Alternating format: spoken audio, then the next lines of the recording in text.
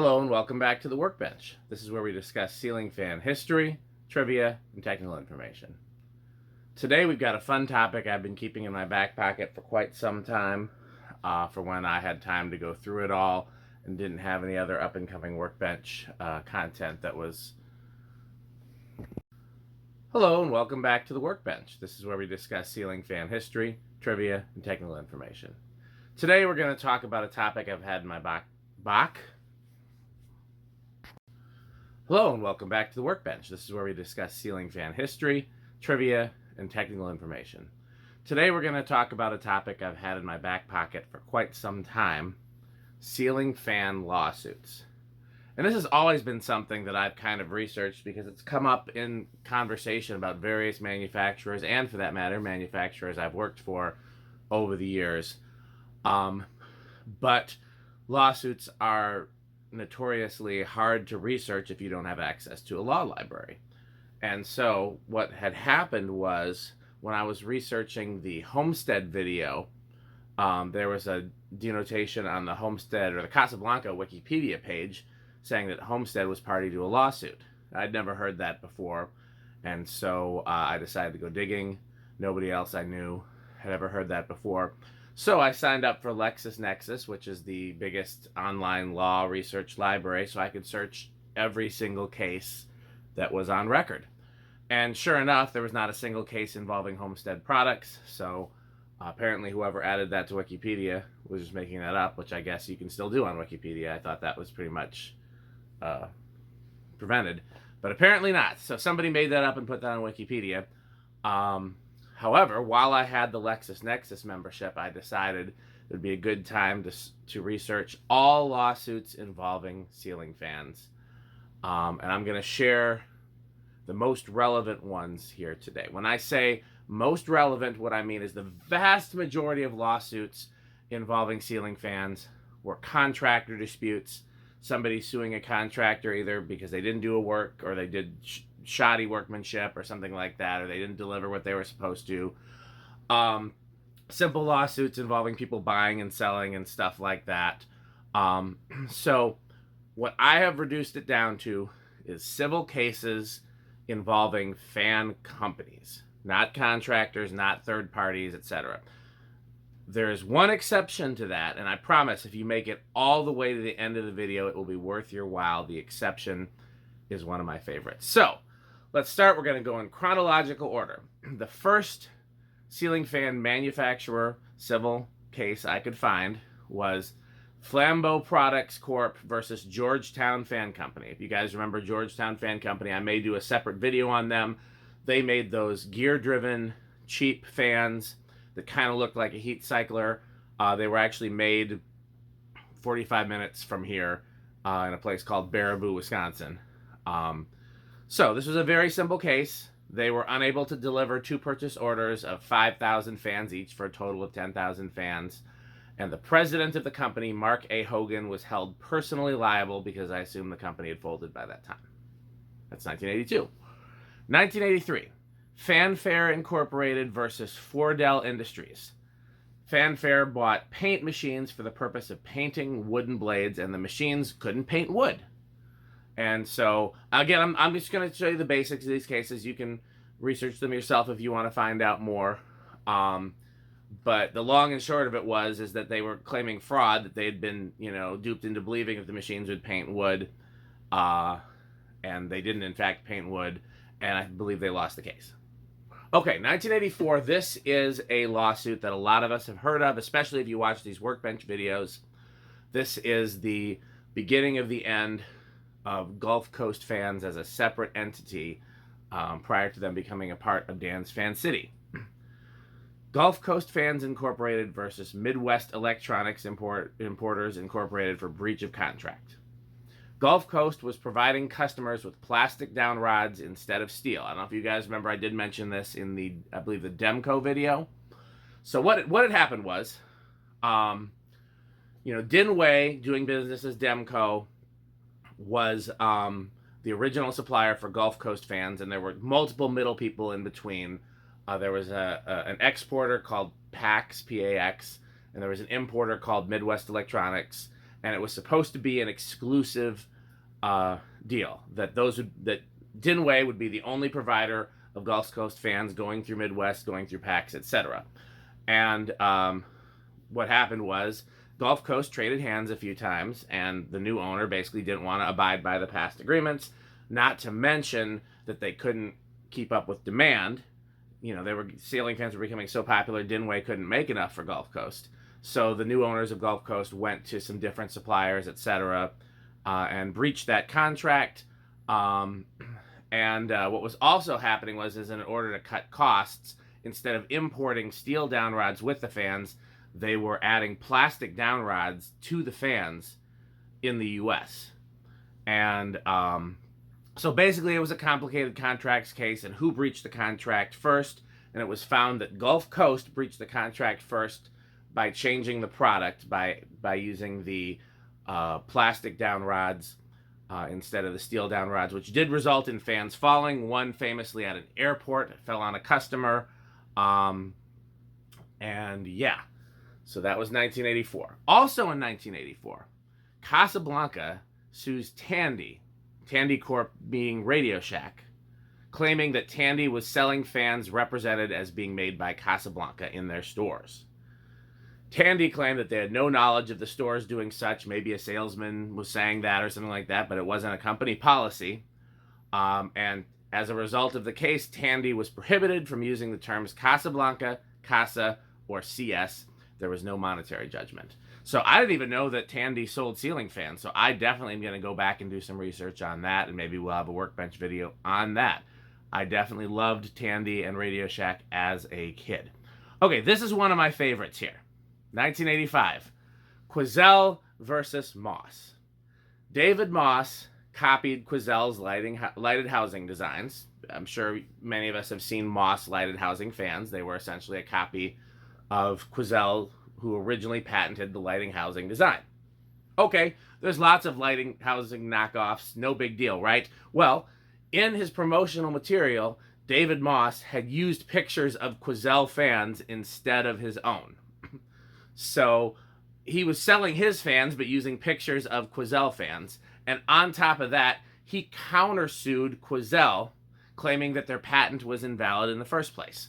And this case was such a debacle that David Moss's own lawyers quit in the middle of the case. So that one's a lot of fun to read. Okay, speaking of an interesting case, 1985, I said we weren't going to do criminal, and there's an exception later on, but this is a civil case resulting from a criminal case. Stevenson versus Emerson Electric Corp. Arthur Stevenson was an Emerson employee. He had several shipments of fans delivered to his home that were destined to be delivered other places. So he was charged with receiving stolen goods, which was the criminal charges. He then sued Emerson for malicious prosecution, which was a civil case. He lost. 1986, DAVIDCRAFT Corporation sued Power Lens Enterprise Co. Limited, KM Industrial Corp., and Joe Tung. There were also several banks involved. Anytime you have a monetary case, a lot of times banks or creditors or insurance companies will be plaintiffs and co-defendants. I'm not going to name all of the banks and financial institutions in all of these lawsuits. What happened here was DAVIDCRAFT was the importer. They imported 7,200 fans from Taiwan, and they received 493 fans and 1,827 empty boxes. But they bought them on credit, and so as a result, they were not obligated to honor the demand for payment. That was 1986. 1987, Encon Industries versus Heritage Distribution. They were sued for payment of fans that Encon sold to Heritage in 1982 and Encon won. If you may remember from the Encon video and other videos, Heritage was founded by a former employee of Encon. We did a whole video on that. They're mentioned in the Encon video, and there's a separate Heritage video. That's 1987. Here's another good one. 1988. Casablanca Fan Company sued Menards. Apparently, Menards was selling a Spirit of Saturn knockoff under their own label, under the Menards branded label, that was similar enough to the actual Spirit of Saturn that Casablanca was able to sue for trademark infringement. I need to go back and look at what Menards was selling in in the mid to late 80s to know how their Saturn knockoff was so close that they got sued for it, and nobody else got sued for their Saturn knockoff, because Design House didn't, Regency didn't, a lot of other companies did a Saturn knockoff, and the only one that got sued was Menards. And as a result, Casablanca did win the case. Menards was banned from selling their said designs. There was, again, no monetary judgment. Casablanca didn't seem interested in winning money. They just wanted to, protect their trademarks and their designs. Okay, 1989, here's the first Moss case that doesn't involve David Moss. Apparently their new president and CEO, Monroe Zalkin, was also litigious. He sued the United States government, claiming that their appraisal of his imports was unfair, and the case was dismissed. 1989, Pay and Pack, which you guys may remember is like a discount store chain, like a Kmart or something to that effect. They sued Fan Factory. It's a complicated case. I'm going to try to sum it up as best I can. Basically, there was a vacant Pay and Pack store that was being subletted to other tenants, and those tenants were going to sublet to Fan Factory, but since Pay and Pack sold fans, that was seen as subleasing to a competitor, so it ended up, I think what actually happened was Fan Factory sued because they weren't honoring their lease, and then Pay and Pack appealed. It was a complicated case. The Pay and Pack did end up winning, that they did not have to sublease to a competitor. Okay, here's an interesting one. I have a lot of questions about this one that were not answered by the case files. Spangle versus Tacony. Tacony, you guys may know, we mentioned them in a video. They were previously parent company of Casabella, later parent company of Regency. More information about that in, I believe, the Casabella video. Jerry and Francis Spangle bought a ceiling fan made by Ming Ta, who I've never heard of, so that's another topic I want to go research a little further, and imported by Tacony. So Ming Ta is apparently the OEM that I've never heard of, or at least the broker on the Asian side. After Jerry Spangle installed the fan in the Spangles' home, it fell on Frances Spangle and seriously injured her. The Spangles then sued Ming Ta and Tacony. Tacony counterclaimed against Jerry Spangle. The jury found Ming Ta and Tacony liable for Frances Spangle's injuries. I have a whole lot of questions here. Who is Ming Ta? What fans are these? How did the fan fall? Because if it was defective, wouldn't there be a recall? There was no mention at all in the case notes about what caused the fan to fall. Was it improperly installed? In which case, why didn't they go after the installer? Maybe Jerry installed it himself. I have so many questions because we have not heard of any widespread issue with Regency or Tacony fans falling. I don't know if this would have been a Regency era fan. We'll do a whole separate video on that when I'm finished with my research. I mean, I wonder if it was improperly installed, it fell, and then they sued the company, and the jury just ended up finding, I don't know. I have a lot of questions, and there was not a whole lot in the case notes. So, maybe I'll do some more research down the line, but that's definitely one that leaves me with questions. It's one of the few that is between a consumer and a company. That doesn't turn up too much. Okay, 1990, Classic Concepts Incorporated versus Poland regarding insurance payouts for a shipment of stolen fans. I read, there's a whole lot of pages of legalese. I read through all this as best I can. Depending on how you read between the lines, theoretically there could have been some insurance fraud going on, but it legitimately looks to me like there was a theft of fans, and it was just a matter of the insurance company paying out and then recovering from who they could recover from. It just seems like a complicated insurance case. Yeah. And Classic Concepts had to be all but out of business by that time, 1990. Speaking of which, 1990 was the second Moss manufacturing company versus the United States. Moss was trying to claim certain payments were exempt from custom duties, and again, they lost. I'm sure this again was Moss was on their way out and trying to recover what they could, or, save what they could to keep the company afloat, but didn't work. Okay, 1990. Rickel Home Centers versus various importers. I've never heard of Rickel Home Centers, but there were a ton of home center chains popping up and then getting bought out and, so on and so forth. What had happened was they imported a whole bunch of fans from various different importers. On the carriage overseas, there must have been water leakage because everything arrived seriously wet. Their insurance company paid for the damage and then was trying to recover against the various importers, and they ended up winning. Here's an interesting one from 1990. Hayes versus Evergo Telephone Company. Hayes, another individual, another end consumer, was injured by an Evergo telephone. And Evergo Telephones wasn't even necessarily the same company as Evergo ceiling fans, but it was crucial to the case that Evergo, the parent company, sold ceiling fans in North Carolina, because apparently they would have had no jurisdiction to bring the case otherwise. So ceiling fans ended up being a factor in that case only because they were sold in the state where I guess he got injured by an Evergo telephone. And the plaintiff won $8,000. Also in 1990, National Metal Finishing Company versus BarclaysAmerican Commercial Incorporated. And this is another complicated case where I'm only going to read you the pertinent portion because it doesn't really have fans as the end product. It's just kind of incidental, like the Evergo telephone case. In March of 1981, almost 10 years before the case was decided, National began plating and finishing ceiling fan parts for Las Brisas. At roughly the same time, in an unrelated arrangement, Barclays and Las Brisas entered into a written factoring agreement whereby Las Brisas would assign the accounts receivable from its fan sales to Barclays, and Barclays would advance cash to Las Brisas against the accounts receivable as they were assigned.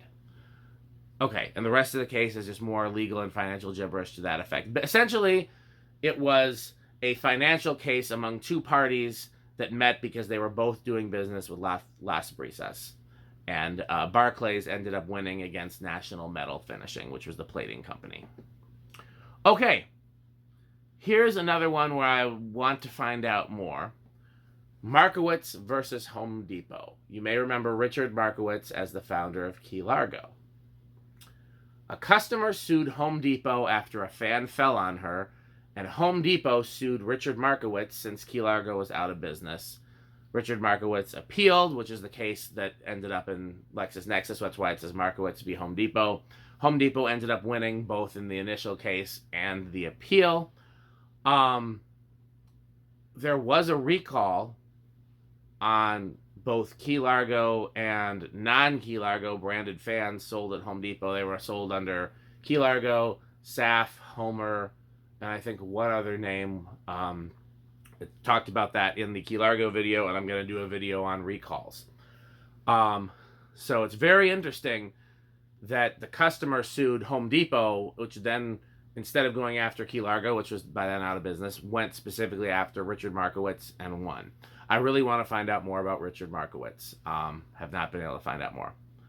Okay, here's another interesting one that was essentially a frivolous case. A-Abart Electric Supply versus Emerson Electric Company. A-Abart submitted a purchase order for Emerson fans. Emerson opted not to sell to A-Abart and sold to a competitor of his, either instead or coincidentally. So A-Abart sued for breach of contract, but they didn't have a contract. He had just submitted a purchase order, so he lost and his lawyers were sanctioned. Okay, second Encon lawsuit. Encon Industries versus the United States.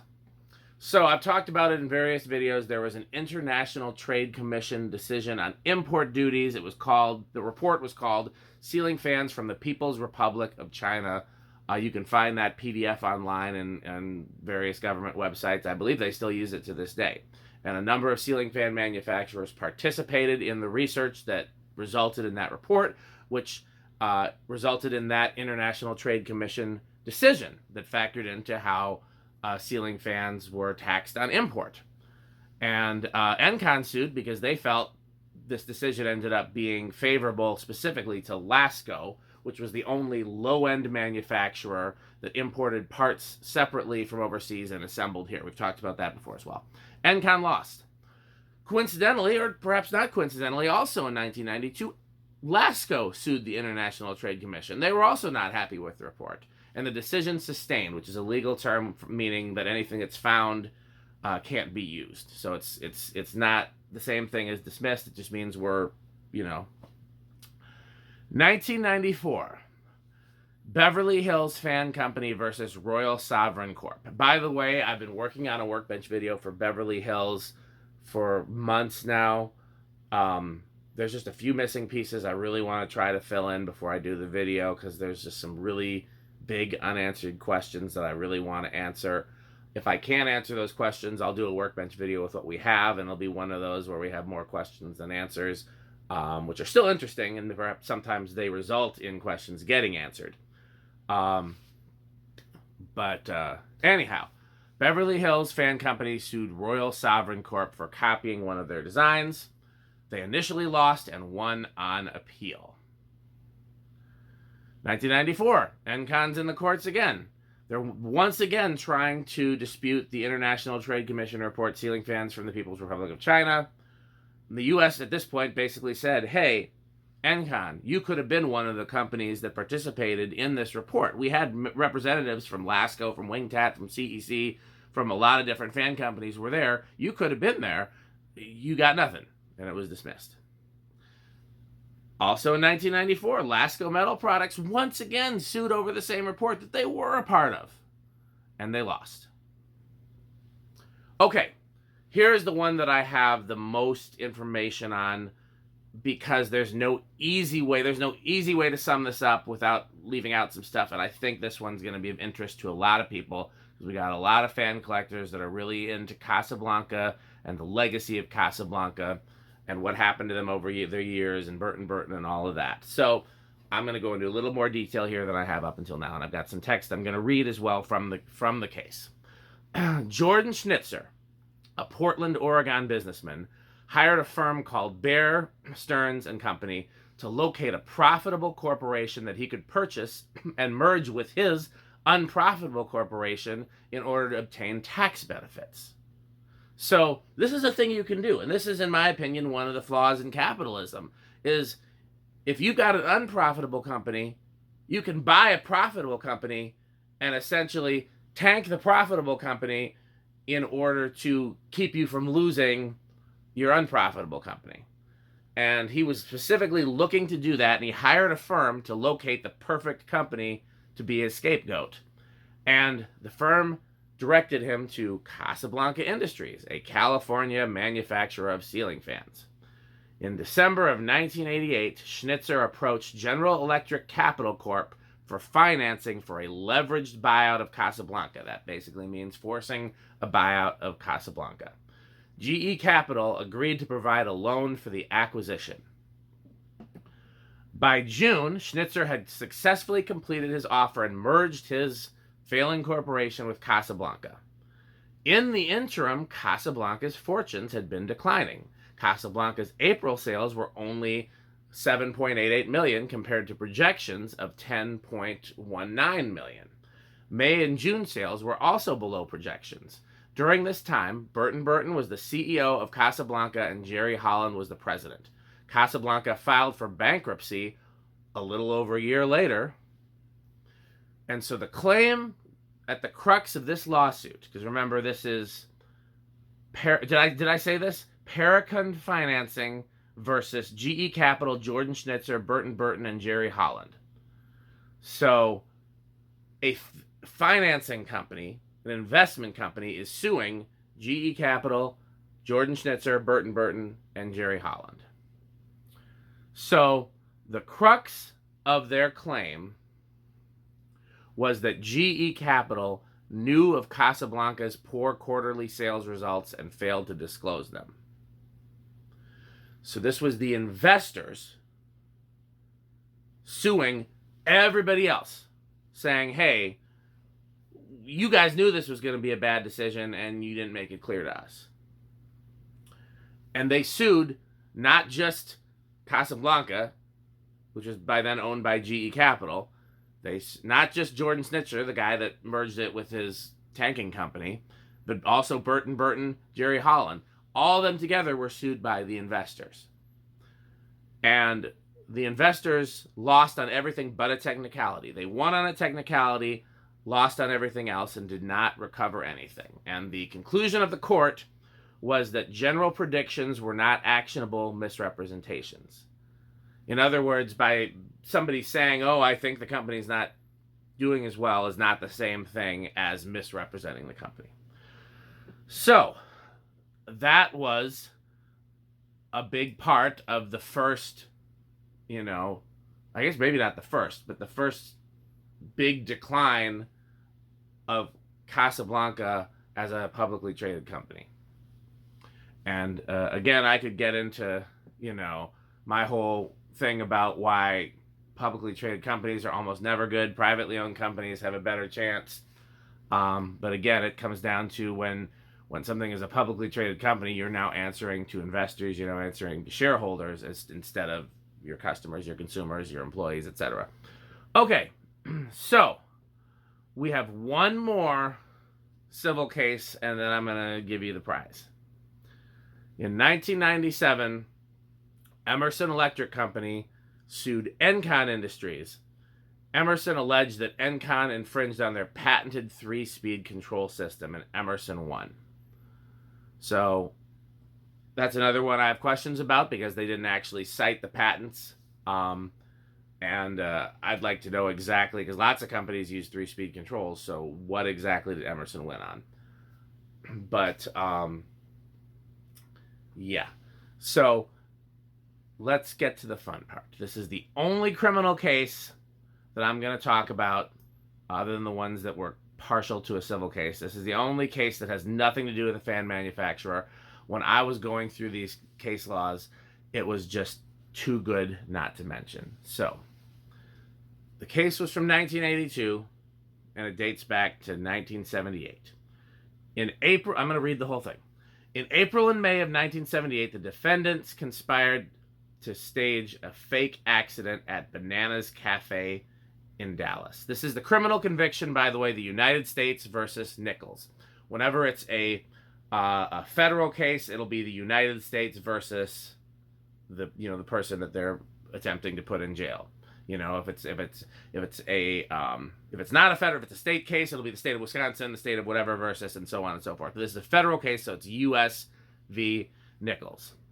So, Michael Ford, working under the assumed name of L.D. Hoffer, and co-defendant Michael Merritt orchestrated the scheme. Co-defendant Carl Keenan, a bartender at the cafe, was the inside man. Co-defendant Tom Davis was to be an injured customer. Appellant Ray Lucky Nichols, a medical doctor, was to handle the medical aspects, and co-defendant John Fisher, an attorney, was to handle the legal aspects. The genesis of the scheme was in April of 1978 when Ford noticed that the ceiling fans in the cafe wobbled when turned on. Over the next few weeks, Ford, Merritt, Keenan, and Davis discussed the possibility of staging an accident involving a ceiling fan. Early in the morning of May 23, 1978, Keenan unlocked the cafe and Ford, Merritt, and Davis entered. They removed one of the ceiling fans and stashed it away unobtrusively. The four then left the cafe. A few minutes before the cafe opened for business, Keenan again admitted Ford, Merritt, and Davis. They sat at a table underneath the mounting fixture of the now detached ceiling fan, and Keenan served them drinks. At an opportune moment, when the room of the cafe was deserted, Ford retrieved the detached ceiling fan and slammed it down on the table where they were sitting. Davis and Merritt lay on the floor as if in pain. To add authenticity, Ford hit Davis in the back to make a bruise and cut his coat with a pocket knife. Keenan called a waitress who called an ambulance. Davis was taken to a hospital emergency room and Merritt followed in his car. Both were treated and released. The next morning, Merritt, Davis, and Ford and Fisher met at Merritt's auto garage. Ford called Dr. Nichols, arranged an appointment, and verified the symptoms Davis was to allege. Davis saw Dr. Nichols and was given a series of X-ray. I've screwed up too many times. We're going to start over. Hello and welcome back to the Workbench.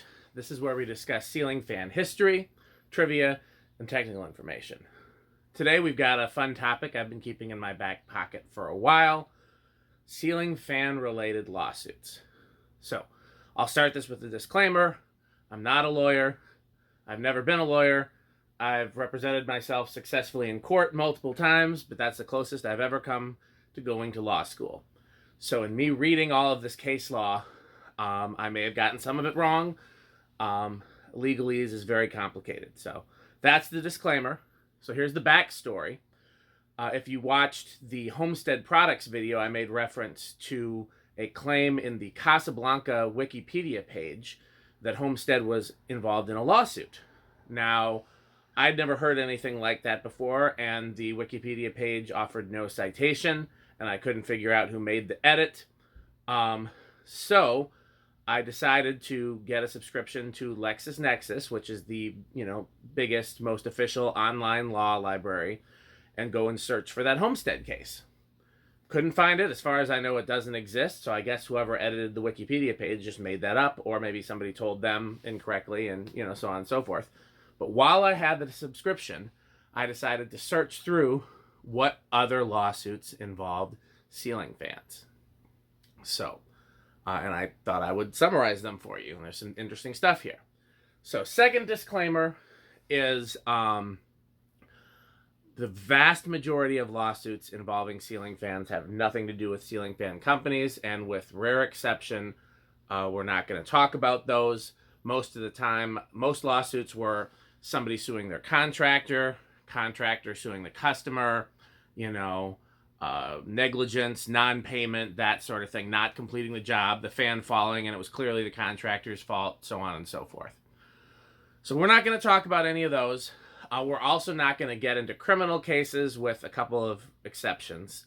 Most criminal cases would just be involving stolen fans, and most of the time that had nothing to do with the fan companies either. So there is one big exception to both of those, and we'll get there at the end. If you stick it out through the whole video, I promise it's worthwhile. So we're going to go in chronological order. The first civil case involving fan companies that I could find was 1982. Flambeau Products Corp versus Georgetown Fan Company. Georgetown Fan Company was unable to deliver 2 purchase orders of 5,000 fans each. The president of the company, Mark A. Hogan, was held personally liable. So if you don't know what Georgetown Fan Company is, I might do a separate Workbench video on them. They made those gear-driven fans that kind of look like a heat cycler. They were actually made less than an hour from me in Baraboo, Wisconsin. They're cool looking, pretty useless. Not surprised the company went out of business, but apparently their biggest problem was not being able to fulfill orders. There's news stories about that, about people who ordered their fan, paid for it, and they just couldn't keep up with the demand. And this was where it finally hit the courts. So that's 1982. The next case is 1983.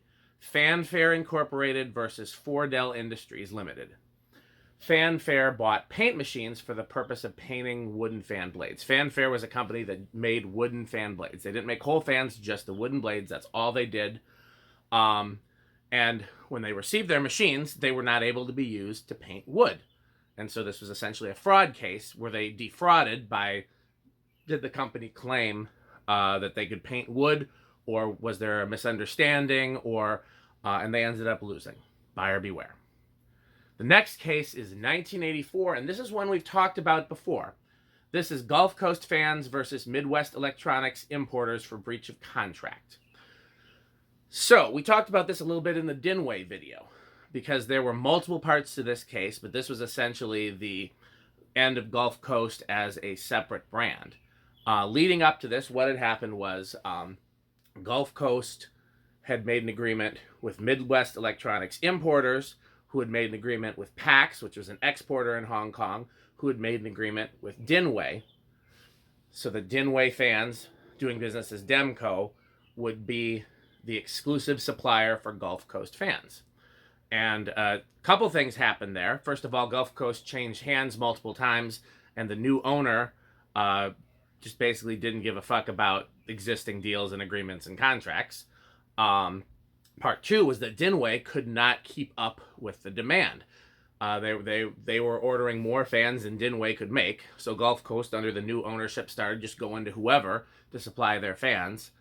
And so some of the middlemen got involved and sued and Gulf Coast countersued. It was a big deal, but the bigger deal of it was, in order to save on costs, the new owners of Gulf Coast had made an agreement that Dinway would not supply down rods with the fans in order to save on packing and shipping cost and space, especially for longer down rods. All the down rods would be provided in the U.S. by Gulf Coast. And then to save money, the new owners of Gulf Coast made plastic down rods. I don't know if you've seen one of these Gulf Coast fans with the plastic down rods. You probably haven't, because they didn't last. They fell a lot. And it was almost a recall. It didn't end up being a recall. That's part of what the court case was about. Basically, that was also considered a breach of contract. And so what this case was about was who breached first. And the court found that Gulf Coast breached first by substituting an inferior product for the down rods, which was then therefore a misrepresentation of the other entities. So Gulf Coast lost that case. The next case was in 1984. Casablanca Fan Company sues Tandy Corporation, which is the parent company of Radio Shack, claiming that Tandy was selling fans represented as made by Casablanca. Now, I had no idea that Tandy Company even sold fans, so this is something I'm going to go and research in the future. Were they sold at Radio Shack stores? Were they sold at other Tandy stores? In my lifetime, Tandy and Radio Shack were the same company, but they weren't always. So I'm definitely going to go and research this. I'm very curious. But apparently, Tandy was selling fans that were represented in stores. They weren't branded Casablanca, but the salesmen were saying, oh, these are made by Casablanca and rebranded. Ironically, I remember going into Radio Shack as a kid and looking at microphones where the salesman would say these are rebranded Shure microphones. True? Probably. I don't know. I mean, that's another fact-checking video, I guess. But apparently the Radio Shack salesman had a habit of doing this, saying our products are the big guys' products rebranded. A lot of cases it was true. They rebranded Pioneer stereos. They were excellent stereos sold under the realistic Tandy and Radio Shack name. The old silver face ones. Great stereos. Anyhow, so apparently the Radio Shack or Tandy or whatever store they were sold in, salesmen were representing the fans as being made by Casablanca, and they were not. And Tandy claimed in the lawsuit that they had no knowledge of anyone at the stores doing such. This is not official company policy. If our salesmen are doing it, So as a result of the court case, Tandy is prohibited from using the terms Casablanca, Casa, or CS. So methinks maybe some of the fans were branded CS as a, and there was no monetary judgment. Okay, here's a really good one in 1985. Quoizel versus Moss. David Moss copied Quoizel's lighted housing designs, which, I mean, Quoizel made the first lighted housing fan, and then a lot of people copied it, or at least they were the first to patent it. The floral Abigail Adams and all that, Fandelier, and lots of companies copied it. And so, of course, you've probably seen a Moss imported version of a lighted housing fan. They were pretty common. I know at least some were made by CEC. I don't know where all of them were made. Maybe some of them were made by TAT. We've definitely seen some TAT versions. But in addition to copying the design from Quoizel, which lots of people did, David Moss used pictures of Quoizel's fans in his advertisement and his company literature. So not only did he copy their design, he would use pictures of their fans to advertise what he was selling, and then he would send his product, the imported version. So Quoizel sued. And David Moss had the audacity to countersue, claiming that Quoizel's patent was invalid. And the case got so bad that David Moss's own lawyers quit in the middle of it. So obviously he didn't win. That case is great reading. So, okay. Next up, 1986. DAVIDCRAFT Corporation sues Power Lens Enterprise Co. Limited, KM Industrial Corp., and Joe Tung. And the banks are also involved. So one of the things that's very common in these lawsuits is that if it's a monetary lawsuit, then a lot of times it's the insurance companies litigating on behalf of whoever owns the policy, or it is the bank litigating on behalf of whoever owes the money. So, if Casablanca is suing monetarily, but they owe money to their to loans to their bank or whatever, the bank might theoretically be party to the lawsuit. And we'll get into that a little later because it definitely gets interesting with Casablanca. So in this case, there's multiple corporations involved as well as multiple banks involved. So here's what happened. DAVIDCRAFT was an importer. They imported 7,200 fans from Taiwan. They received 493 fans and 1,827 empty boxes. And so what happened was they had bought the fans on credit, so that's why the banks were involved. And as a result of the lawsuit, there was no actual monetary judgment because they hadn't been paid yet. But the bank was not obligated to honor the demand for payment. So basically, debts are forgiven because they didn't deliver the product. So I've never heard of DAVIDCRAFT, so that's interesting. I'm very curious what fans those would have been.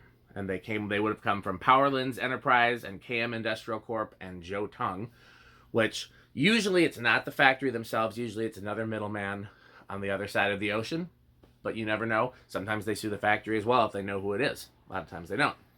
Okay, so here's the first time Encon shows up in court, and they show up a lot. Encon Industries versus Heritage Distributors, sued for payment of the fans that Encon sold to Heritage in 1982.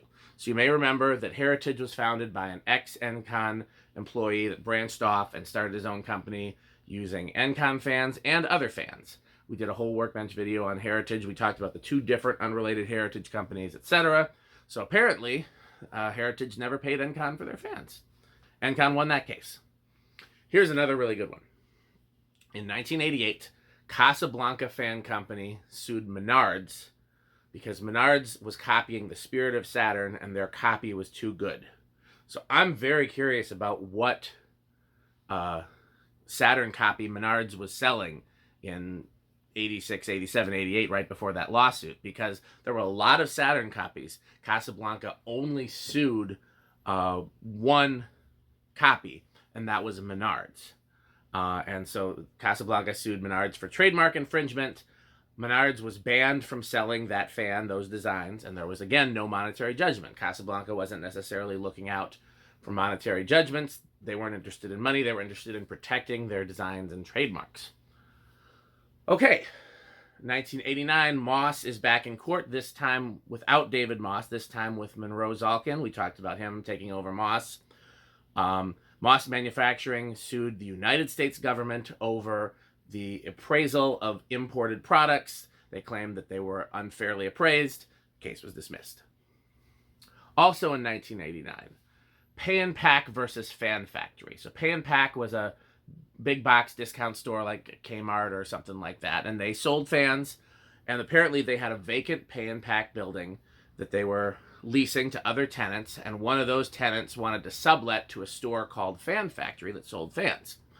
And so Pay and Pack said, wait a second, we sell fans. We're not going to lease our space to a competitor.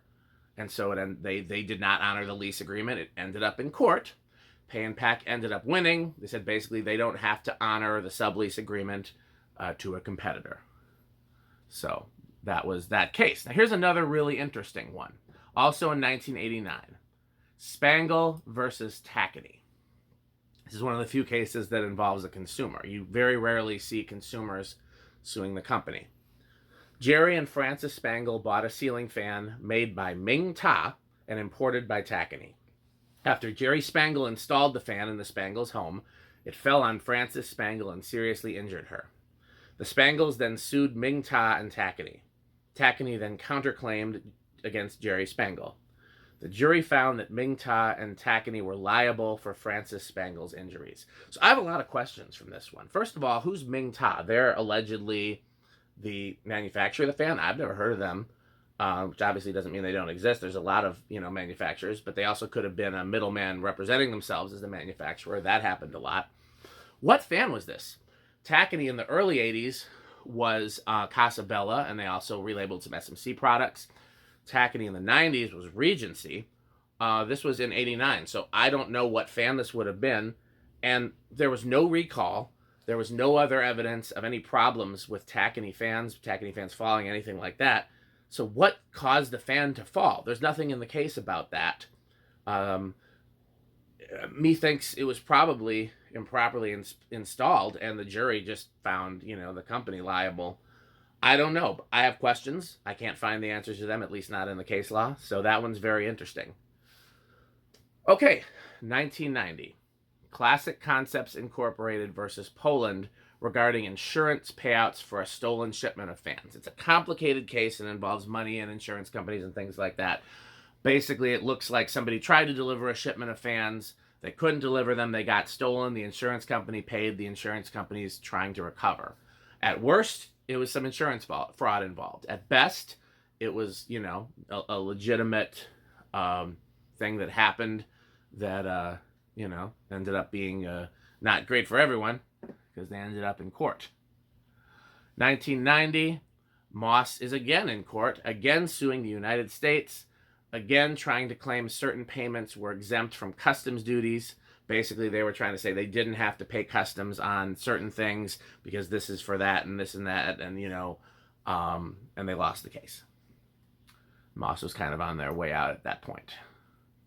Okay, 1990, Rickel Home Centers versus various importers. They had ordered several shipments of fans that all arrived damaged due to water. Apparently, a lot of water had gotten into the shipments when they were shipped overseas. Their insurance company paid for the damage, and the insurance company was suing the importers to get some of their money back. And they won.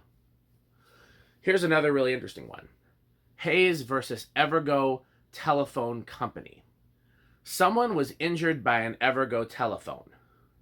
Crucial to the case was that they sold ceiling fans in North Carolina because I think the injury happened in North Carolina, or they sued in North Carolina, and the telephone wasn't sold in North Carolina, so they would have had no jurisdiction there if not for Evergo having sold fans in North Carolina and having a lot of presence there. So the ceiling fans ended up being crucial to the case, and the plaintiff won $8,000. Okay, here's another complicated one that's not that interesting, but it does have fans at the root of it. 1990, National Metal Finishing Company versus BarclaysAmerican Commercial Incorporated. In 1981, National began plating and finishing ceiling fan parts for Las Brisas. At roughly the same time, in an unrelated arrangement, Barclays and Las Brisas entered into a written factoring agreement where Las Brisas would assign the accounts receivable from its fan sales to Barclays, and Barclays would advance cash to Las Brisas against the accounts receivable. Complicated financial case. Basically, two companies were both doing business with Las Brisas, and one ended up owing money to the other one, and Barclays won. So the plating company lost. Okay, here's another really interesting one. 1990, Markowitz versus Home Depot Incorporated. If you remember, Markowitz is Richard Markowitz, the founder of Key Largo. Key Largo was gone by 85, 86, but he's still in court in 1990. A customer sued Home Depot after a fan fell on her. We may remember there's a recall on certain Key Largo fans sold in Home Depot, as well as fans sold in Home Depot that were not sold under the Key Largo name, but were sold as Saf, Homer, or there's one other one I'm blanking, but it's in the Key Largo video. But basically, it was the same fans, most notably the Snoopy fan and the Smurf fan, as well as other fans that had that same ball socket canopy. Those were all sold through Home Depot. They were all imported fans that originated with Key Largo designs and then ended up being sold by other people, specifically by Home Depot. And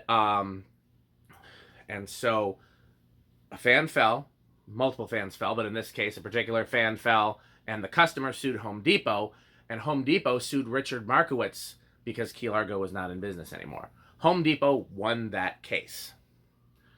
1991, A-Abart Electric Supply versus Emerson Electric Company.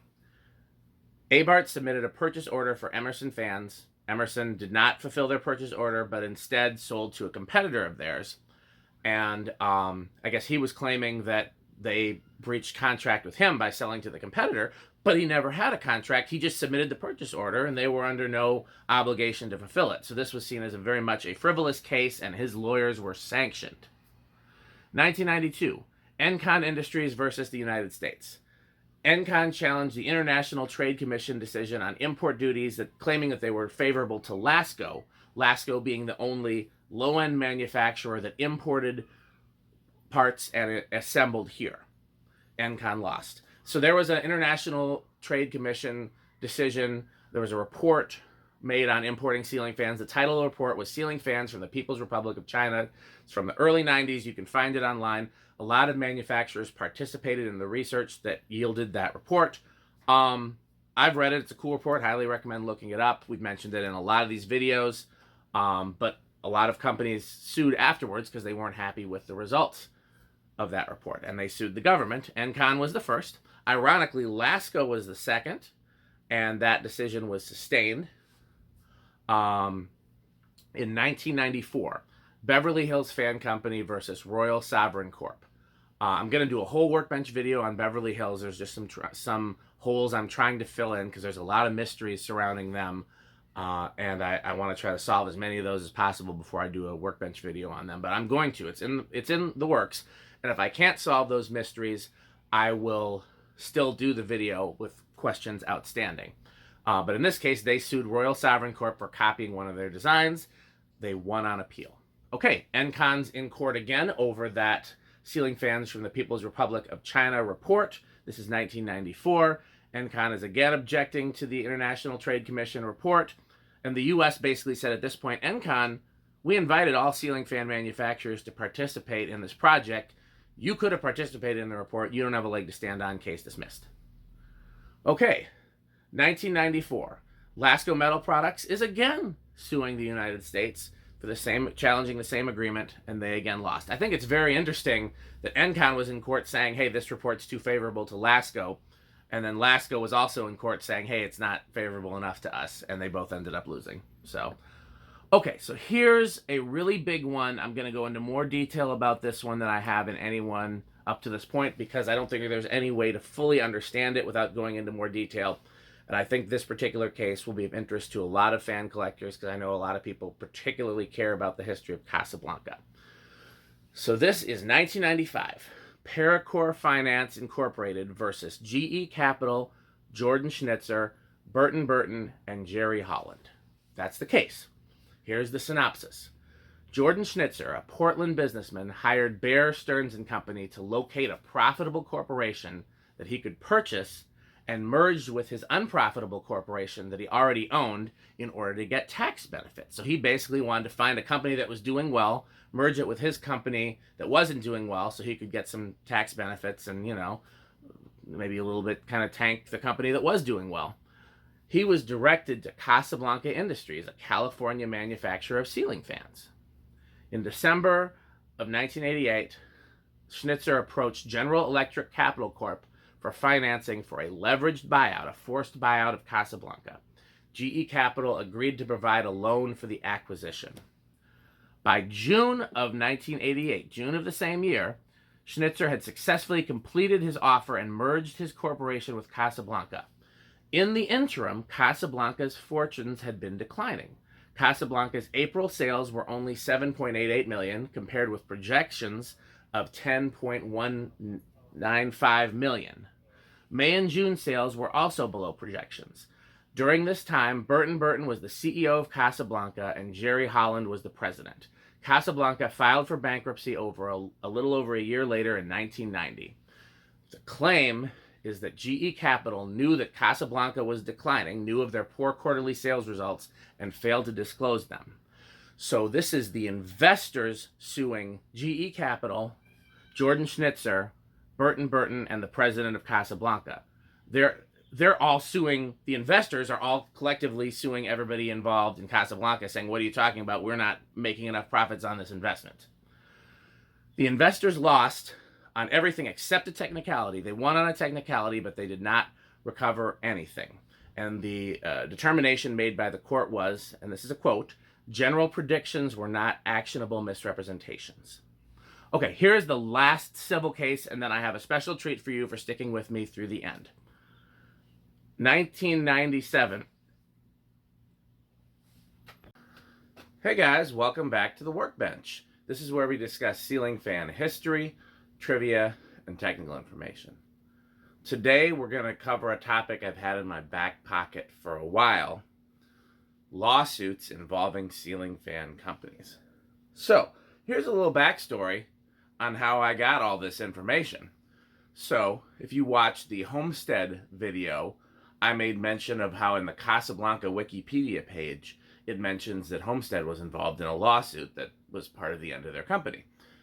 I'd never heard that before, never seen any evidence of it. I'd asked around, nobody else knew, anything about it or who had made that edit to the Wikipedia page. So I decided to get a subscription to an online law library that's, anybody can get a subscription to it, but it's intended to only be for lawyers and people researching case law, and looked to see if there was any legal history at all involving Homestead, and I couldn't find anything. But while I had that subscription, I decided to record every significant case involving a ceiling fan manufacturer. So I'm going to preface this with two caveats here. First one is, I'm not a lawyer, I'm not a law researcher, so and there's a lot of legalese in these cases that I have to try to summarize very quickly to get to the point of the case. So if I misunderstood something and I give you any misinformation about any of these cases, I apologize. Second of all, the vast majority of cases involving ceiling fans were between contractors, homeowners, somebody, suing because a fan was improperly installed, suing because they didn't get the fan they ordered, all that kind of stuff. I'm not going to talk about any of those. I'm not going to talk about any criminal cases involving theft or anything like that. This is just going to be civil cases involving ceiling fan manufacturers. And there is an exception to that rule. We'll get to that at the end of the video, and I promise if you stick it out through the whole video, it will be worth it. So let's go. I'm going in chronological order. The earliest case I could find involving a ceiling fan manufacturer was from 1982. This is Flambeau Products Corp versus Georgetown Fan Company. You may recall Georgetown Fan Company. We've mentioned them before. They made those gear-driven fans that kind of look like heat cyclers that were actually made about an hour from me in Baraboo, Wisconsin. Terrible fans, kind of cool looking. And what plagued that company was being unable to make enough fans. Surprisingly, it wasn't that the fans were poor quality, it's that they couldn't make them fast enough to fulfill their orders. And that's what this case was about. Flambeau Products Corp had ordered 2 orders of 5,000 fans each for a total of 10,000 fans that they were going to resell, and I assume stores that sold fireplaces and heating products based on the name. And because the company had gone out of business, the president of the company, Mark A. Hogan, was held personally liable. Okay, that is 1983. Oh God, I screwed up already.